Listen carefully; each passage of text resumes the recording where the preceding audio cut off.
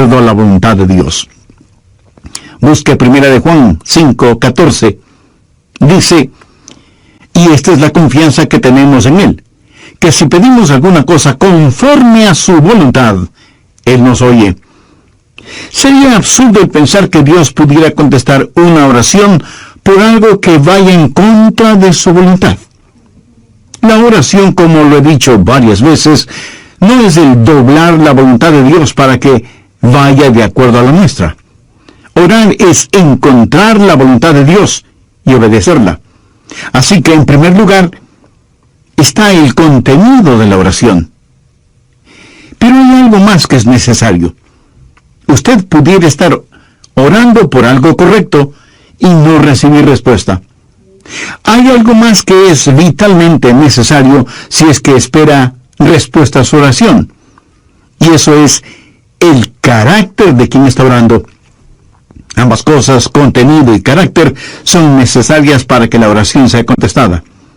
Así que una persona no solo debe orar de acuerdo a la voluntad de Dios, sino que debe estar viviendo de acuerdo a la voluntad de Dios.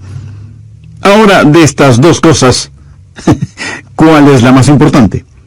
¿El contenido de la oración o el carácter del que ora? Lo segundo es más importante que lo primero. ¿Por qué? Porque si usted tiene un carácter justo, correcto, y está viviendo de acuerdo a la voluntad de Dios, entonces Dios puede enseñarle su voluntad. La cosa más importante no es el que usted sepa cómo orar.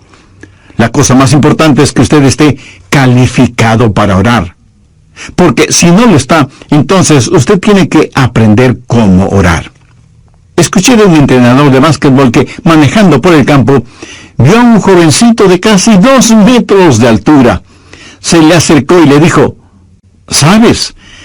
Puedo darte una beca para el colegio. Me gustaría que juegues básquetbol en nuestro equipo. El joven le contestó, señor, no tengo ni idea de cómo se juega básquetbol. Y el entrenador le dijo, oh, no te preocupes por eso. Nosotros te enseñaremos a jugarlo porque ya tienes la talla física para hacerlo. ¿Sabe? Dios nos puede enseñar a orar si espiritualmente somos altos. Es decir, si somos lo que debemos ser, entonces Dios puede enseñarnos su voluntad. Su vida de oración no puede ser más grande que su vida personal. La porción bíblica que estoy compartiendo con usted hoy ha sido un gran desafío para mi vida. De hecho, me ha motivado a examinar mi vida y a arrepentirme de algunas cosas. Yo quiero que mi vida sea la clase de vida en la cual Dios se complazca y diga, le voy a enseñar a Adrián mi voluntad y voy a contestar sus oraciones. Usted puede orar por las cosas correctas y sin embargo su oración puede no ser contestada. Y usted no sabrá qué es la cosa correcta aunque ore por ella, si es que no está en la voluntad de Dios, si es que no está viviendo la voluntad de Dios. Cuando Israel ganó la batalla en Jericó, muy cerca de Jericó había un pueblito insignificante llamado Ai. Después de haber conquistado la gran ciudad de Jericó, conquistar ese diminuto pueblito de Ai parecía la cosa más fácil del mundo. Sin embargo, los israelitas fueron derrotados por los habitantes de Ai. Fueron avergonzados y fueron humillados. Y Josué, con su rostro en tierra, oró a Dios y le preguntó por qué había permitido que eso sucediera, como tratando de responsabilizar a Dios por la derrota. Y Dios le dijo, Josué, levántate. Israel ha pecado. En otras palabras, Dios le dijo, Josué, la oración no es la cosa más importante en este momento. Lo más importante ahora es que estén bien conmigo. Verá, la oración es una especie de cortina de humo con la cual podamos ocultar nuestro pecado. La Biblia claramente lo dice en el Salmo 66:18. Si en mi corazón hubiese yo mirado la iniquidad, el Señor no me habría escuchado. Es la vida la que ora. Usted puede predicar aún sin estar bien con Dios. Y debo confesar con vergüenza, pena y arrepentimiento que algunas veces yo he sido culpable de eso. Usted puede enseñar sin estar bien con Dios. Es más, usted puede testificar sin estar bien con Dios. ¿Sabe por qué? Porque todo esto lo hacemos de persona a persona. Usted no conoce mi corazón. Solo me está escuchando. Y está probablemente diciendo, espero que esté en lo correcto, pastor. Creo que usted es un buen hombre. Bueno, yo espero que usted crea que lo soy, porque, dicho sea de paso, creo que lo soy. Usted puede tener un maestro con el don de conocimiento y de expresión, y lo que enseña es bueno. Usted puede testificar, y sin embargo su corazón no estar bien con Dios. Pablo dijo en Filipenses 1:16, los unos anuncian a Cristo por contención, pensando añadir aflicción a mis prisiones. Y en el verso 18 hace una profunda declaración. ¿Qué pues? Que no obstante de todas maneras, o por pretexto o por verdad, Cristo es anunciado. Y en esto me gozo, y me gozaré aún. Usted podría cantar, enseñar, testificar y aún predicar sin estar bien con Dios. No digo que debería hacerlo, sino que podría hacerlo. Pero definitivamente usted no puede orar sin estar bien con Dios. ¿Sabe por qué? Porque las otras cosas son de persona a persona y nosotros nos podemos engañar mutuamente. Pero la oración es del hombre a Dios, y usted no puede engañar a Dios. Y francamente, esa es la razón por la que muchos no oran. No pueden engañar a Dios. Así que seguimos haciendo todas estas otras cosas, pero cuando se trata de la oración, no queremos orar porque sentimos que Dios nos conoce y nosotros, en verdad, no queremos mirar el rostro de Dios. Cuando usted se desvía espiritualmente, la primera cosa que desaparecerá de su vida será su vida de oración. Cuénteme acerca de su vida de oración y yo le diré qué clase de relación tiene con Dios. Cuando usted apostata, lo primero que dejará no será necesariamente el ganar almas, o el enseñar, o el predicar, o el cantar, o su trabajo en la iglesia, o ser miembro de algún comité, o ser anciano o diácono de su iglesia. No. Lo primero que desaparecerá de su vida será la oración. Porque su vida de oración tiene que estar bien antes de que pueda orar. Nuestra naturaleza carnal no quiere orar. Y hablo de una vida de oración, no el balbucear unas cuantas palabras religiosas. La clase de vida de oración que usted viva será la mejor evidencia de cuán espiritual es. Y lo que es usted en privado delante de Dios, eso es lo que es. Y la razón por la que muchos no oramos es porque no somos demasiado. Y como la oración es una doble avenida, Dios y el hombre y Dios, usted no puede falsificar esta relación por mucho tiempo. A veces, forzadamente, se encuentra en una reunión de oración y dice una oración que ya la tiene memorizada. Y todos tenemos esa clase de oraciones, como para quedar bien cuando nos piden que oremos. Pero de lo que estoy hablando es de una genuina comunión con Dios. La parte más importante de su vida de oración es la condición de su corazón. Anote al margen Santiago 5:16. La oración eficaz del justo puede mucho. Y el Salmo 66:18. Si en mi corazón hubiese yo mirado a la iniquidad, el Señor no me habría escuchado. Busque la primera epístola de Juan, capítulo 3, verso 22. Y cualquier cosa que pidiésemos, la recibiremos de Él, porque guardamos sus mandamientos y hacemos las cosas que son agradables delante de Él.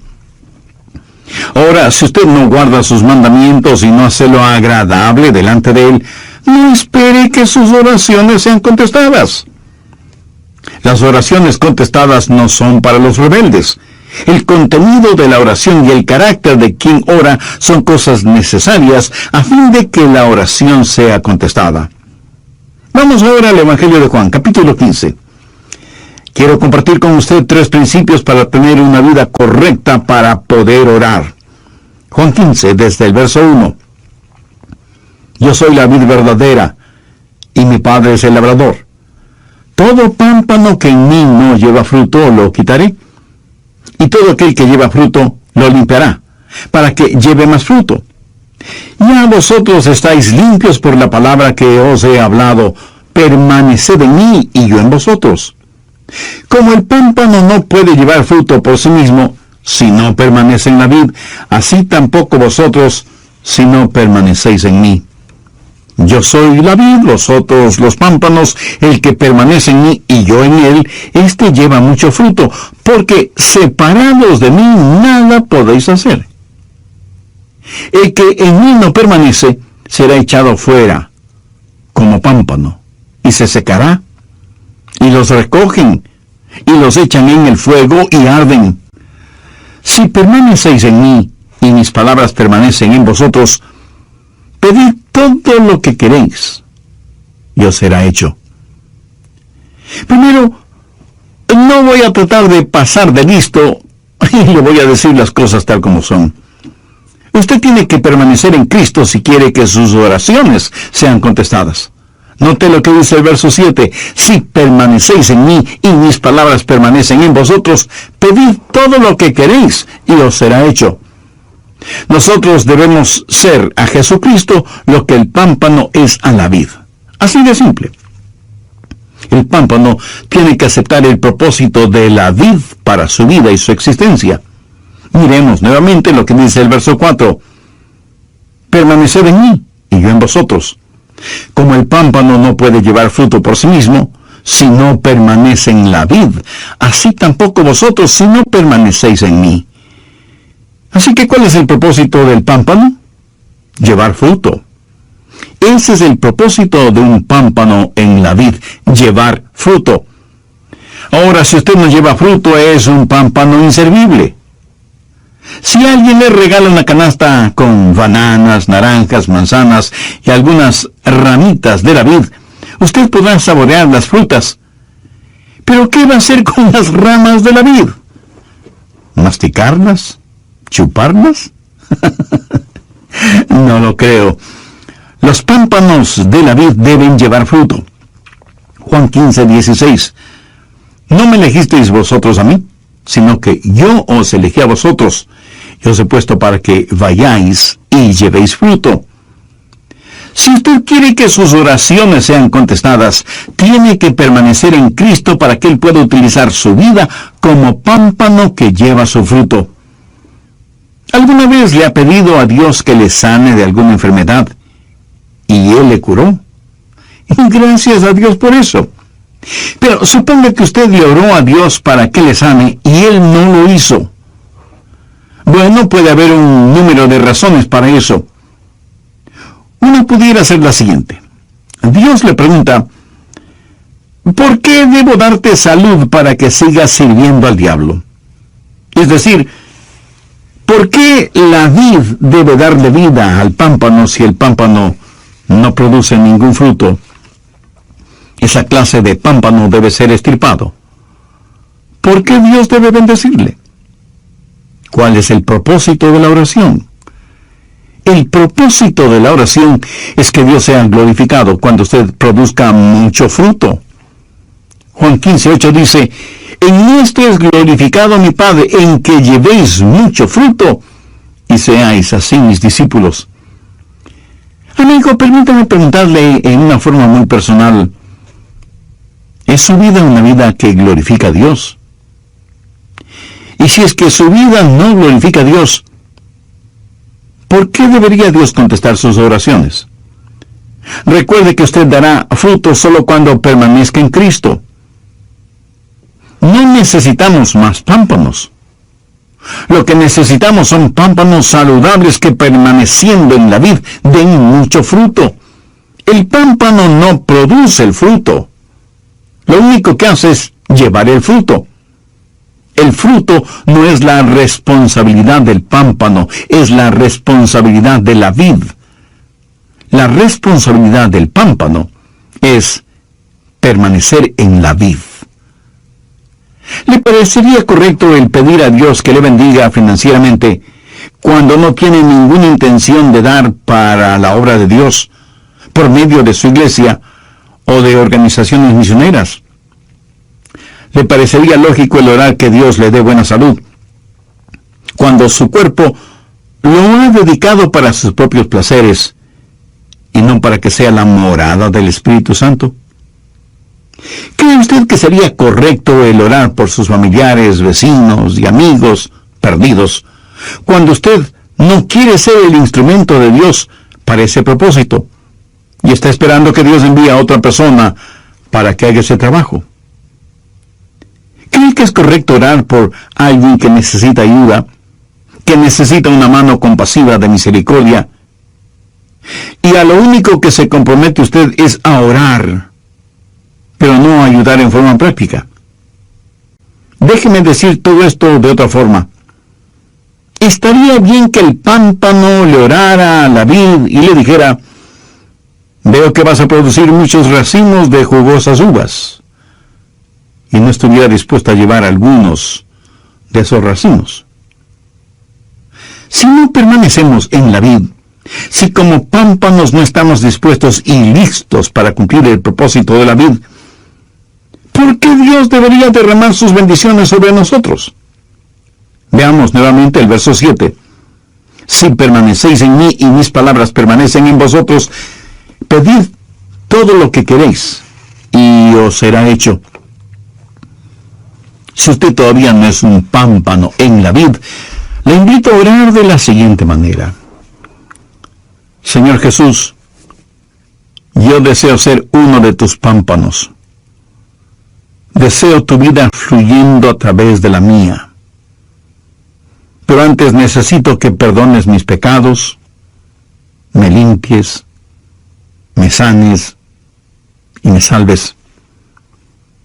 Agradezco tu sacrificio por mí en la cruz del Calvario y pido tu ayuda para llevar el fruto que tú quieres que lleve.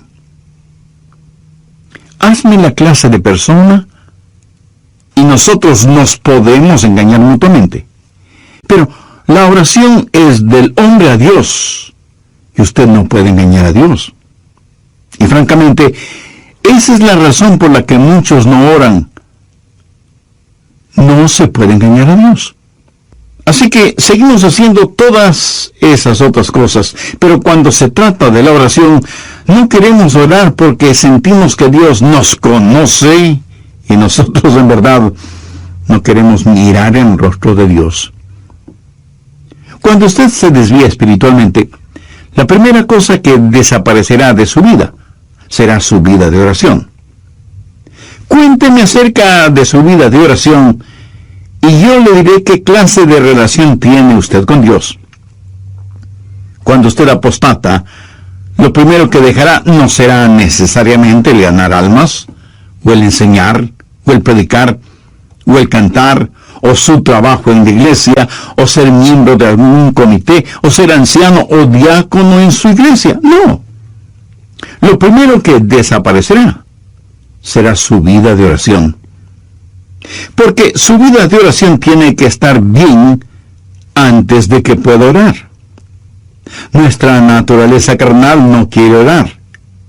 Y hablo de una vida de oración, no de balbucear unas cuantas palabras religiosas. La clase de vida de oración que usted viva será la mejor evidencia de cuán espiritual es. Y lo que es usted en privado delante de Dios, eso es lo que es. Y la razón por la que muchos no oramos es porque no somos demasiado. Y como la oración es una doble avenida, Dios y el hombre y Dios, usted no puede falsificar esta relación por mucho tiempo. Escuche lo siguiente muy atentamente. No ore por nada que no esté dispuesto a que Dios lo haga por intermedio suyo. No estoy diciendo que Él siempre lo hará por su intermedio. Si lo que pide no está de acuerdo a la voluntad de Dios, le puedo asegurar, bajo la autoridad de la palabra de Dios, que Él no lo hará. No importa que usted ore postrado en tierra con sus vestidos rasgados y cubierta su cabeza con ceniza. La prueba de su permanencia en él es el fruto que exhibe. Es decir, si usted no lleva ningún fruto, no trate de convencer a nadie de que permanece en Cristo. ¿Y qué es el fruto, después de todo? El fruto es la expresión externa de su naturaleza interna. Miren los árboles frutales. A cierta distancia usted no puede decir si es un árbol de peras, o de manzanas, o de duraznos, o de cualquier otra fruta. Tal vez usted sí pueda identificarlos. Yo en eso soy ignorante. Para mí todos los árboles me parecen iguales. Pero los puedo identificar de inmediato cuando veo su fruto. Por su fruto, usted reconoce el árbol. En Mateo 7:16 leemos, por sus frutos los conoceréis. La naturaleza interna de un genuino creyente que permanece en Cristo es Cristo.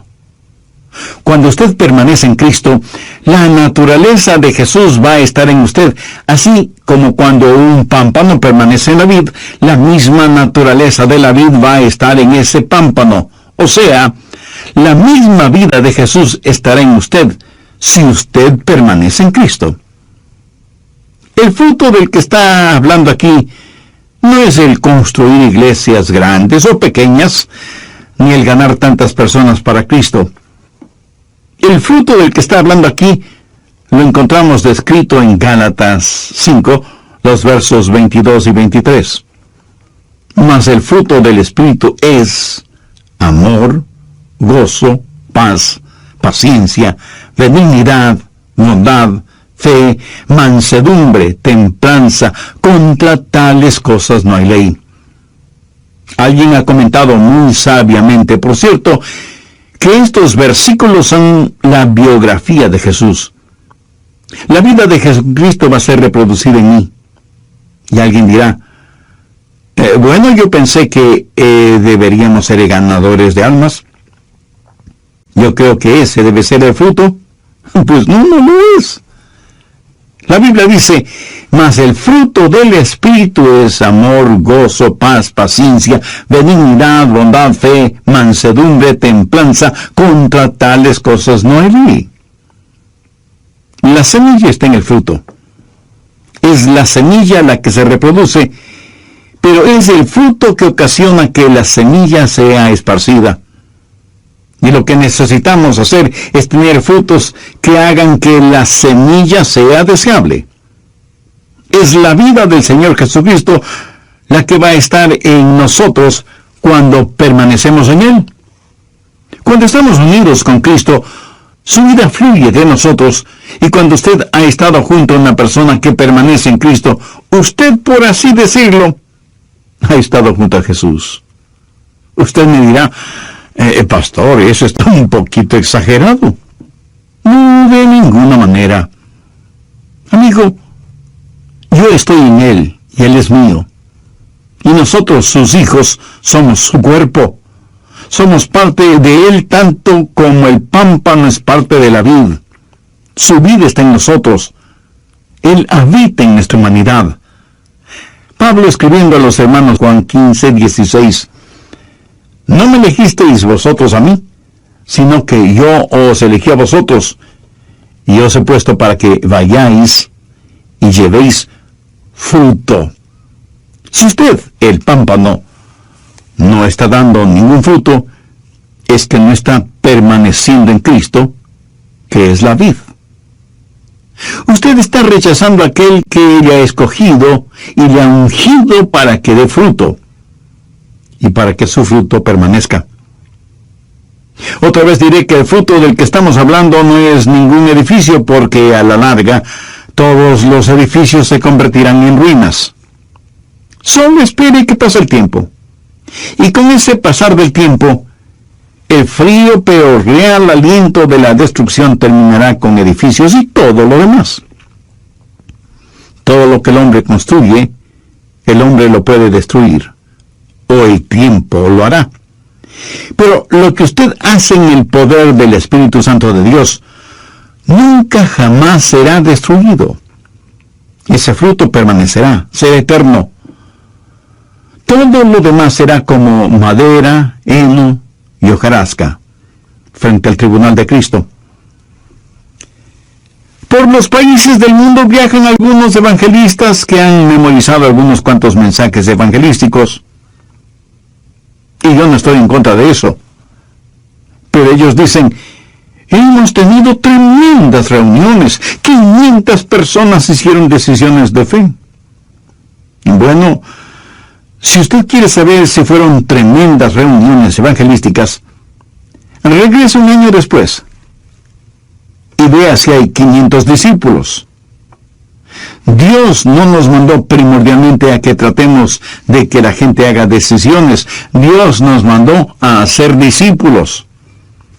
Los frutos sensacionalistas son como el Alka-Seltzer, burbujean y hacen ruido hasta que se les termine el gas. Y cualquier cosa que Jesús hace permanece para siempre. El pámpano no produce el fruto. La vid produce el fruto. El pámpano lleva el fruto. Si usted quiere que sus oraciones sean contestadas, tiene que permanecer. Si permanecéis en mí, y mis palabras permanecen en vosotros, pedid todo lo que queréis, y os será hecho. Cuando usted comienza a dejar que la vida de Jesucristo fluya a través suyo, cuando está disponible para los propósitos de Cristo, cuando se rinda por completo a Jesús como el pámpano a la vid, entonces, mi querido amigo, tendrá la clase de vida que necesita para orar y que sus oraciones sean contestadas. Pero note que él da otra calificación en el verso 7 y también tiene que ver con el carácter de la persona que está orando. Si permanecéis en mí y mis palabras permanecen en vosotros, pedid todo lo que queréis y os será hecho. Hay una vida en comunión con el Señor, y eso es permanecer en Él. Y hay una vida controlada por el Señor, y esa es su palabra que permanece en nosotros. Y estas dos cosas construyen un carácter, y ese carácter será evidente en la vida de quien ora. ¿Qué significa que su palabra permanezca en nosotros? La palabra permanecer quiere decir vivir con, estar permanentemente en el hogar.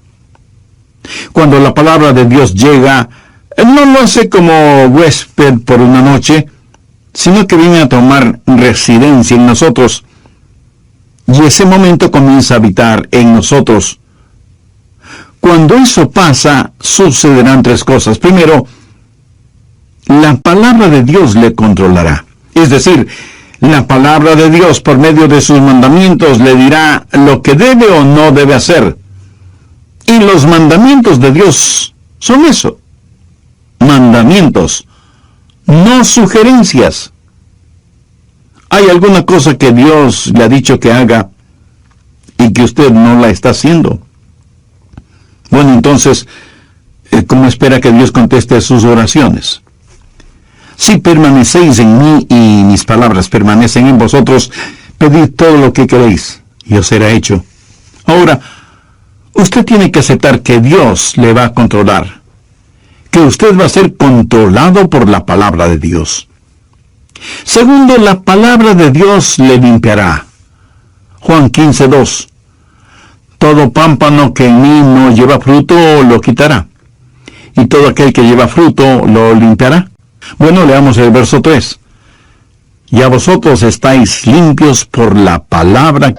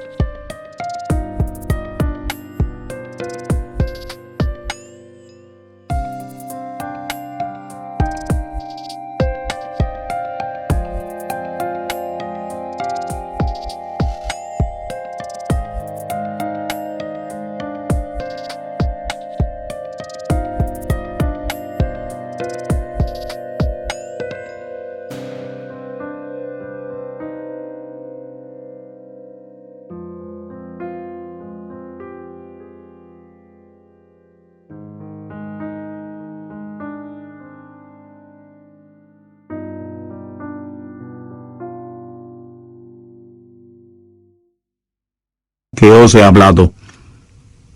¿Notó eso? La palabra de Dios es la podadora. La palabra de Dios es la que le controla. La palabra de Dios es la que le limpia. ¿Alguna vez usted ha sido recortado o podado? Si no lo ha sido, eso quiere decir que no pasa mucho tiempo en la palabra de Dios. ¿Sabe lo que Dios poda en nosotros? Y usted me dirá, el pecado. Sí, es cierto, pero eso no es todo. Él poda de nosotros las ramas secas, las no productivas, las ramas que succionan la savia de la vida. O sea, demasiadas diversiones, televisión, pasatiempos, gastos innecesarios en lujos y vanidades. Y usted me preguntará, pastor, ¿qué hay de malo en eso? Escúcheme. Si esas cosas no dan el fruto que Dios espera, ¿de qué sirven? Quiero decir, no es que produzcan fruto venenoso, sino que simplemente nos absorben la vida, succionan nuestra vitalidad espiritual. Y uno de estos días vamos a estar frente al tribunal de Cristo y entonces diremos, ¿por qué no dejé que mi vida sirviera más para Cristo? ¿Por qué gasté tanto tiempo en cosas que no fueron importantes? Si usted hubiera permanecido en la palabra de Dios, y la palabra de Dios hubiera permanecido en usted, la podadora de Dios hubiera hecho lo que debía hacer en usted. ¿Sabe? Usted no tiene que podarse a usted mismo, porque francamente usted no sabe cuáles son las ramitas o las hojas secas que debe recortar. Y porque además recortar donde no debe y recortar donde sí debe hacerlo, pues se volverá un fanático. Permanezca en la palabra de Dios y la palabra de Dios le limpiará, le controlará y le comunicará la voluntad de Dios. Cuando usted permanece en el Señor Jesucristo y la vida de la vid comienza a fluir en usted y permanece en la palabra de Dios, y esa palabra de Dios comienza a controlarle y a limpiarle, esa palabra de Dios se comunicará con usted. Y lo que es su voluntad y lo que es la voluntad de Dios será la misma cosa. Entonces, el contenido de su oración será el correcto. Pero recuerde, es el carácter que le ayuda a tener el contenido. ¿Sabe cuál es el mayor obstáculo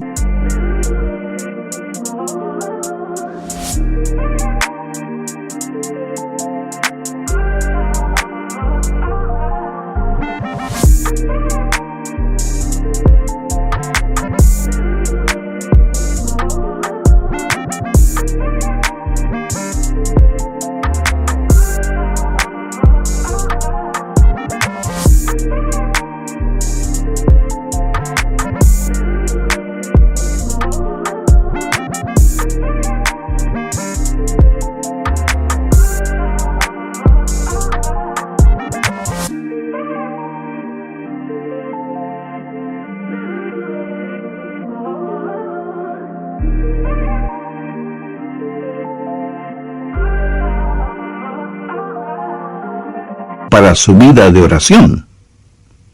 Usted. Yo quiero que la gente sea bendecida con el fruto de mi vida. Y yo creo que usted desea lo mismo. Yo quiero que mis hermanos en la fe, mis hijos, mis nietos, mis amigos puedan saborear el fruto de una vida que permanece en Cristo. Y permítame decirle algo personal. He sido desafiado por la palabra de Dios ahora mismo. No estoy aquí como el paradigma de alguien que ya lo ha solucionado todo. Tal vez en algunas cosas soy el más necesitado de los seres humanos porque de alguna manera conozco un poco más de lo que muchos conocen. En Lucas 12:48 leemos: porque a todo aquel a quien se le haya dado mucho, mucho se le demandará. Ahora piense, ¿hay algo tan valioso en la vida que no vale la pena que nuestras oraciones sean contestadas? El solo pensar de esa manera es una irreverencia. Debemos pedir a Dios que nos ayude a permanecer en Él, a rendirnos completamente a Él para cumplir sus propósitos.